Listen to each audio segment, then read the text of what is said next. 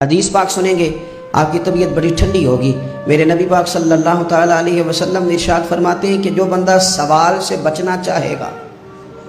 ارادہ کرے گا اللہ میں نے کسی سے نہیں مانگنا، فرمایا جو سوال سے بچنا چاہے گا رب اسے سوال سے بچا لے گا،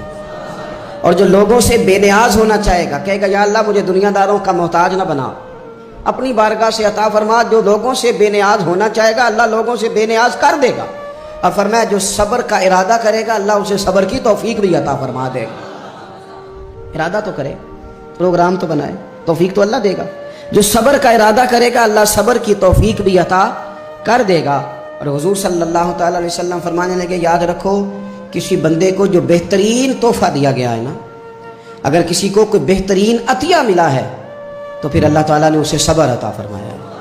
یہ بہترین تحفہ ہے، اس سے زندگی سنور جاتی ہے، اس سے انسان باوقار اور مطمئن ہو جاتا ہے،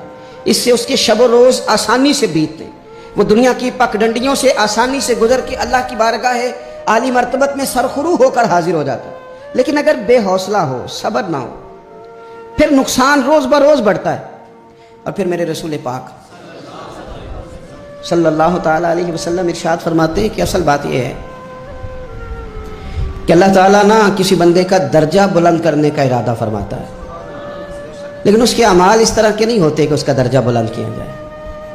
اب رب کیا کرتا ہے، اللہ تعالیٰ اس کو مال کی، جان کی، اولاد کی کسی مشکل میں ڈال دیتا ہے، اس مصیبت پر وہ بندہ صبر کرتا ہے تو اللہ تعالیٰ اس کا درجہ بلند فرما دیتا ہے۔ اعمال اس قابل نہیں تھے کہ درجات بلند ہوں، وہ اعمال کی بنیاد پر نہیں کر سکتا تھا تو اللہ نے کسی مشکل میں ڈال کے نہ اپنے فضل سے درجہ بلند کر دیا۔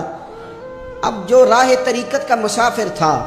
جو سلوک کی منازل طے کر رہا تھا، جو اللہ رسول کے قریب جانے چاہ رہا تھا، اس کے لیے کتنی آسانی ہو گئی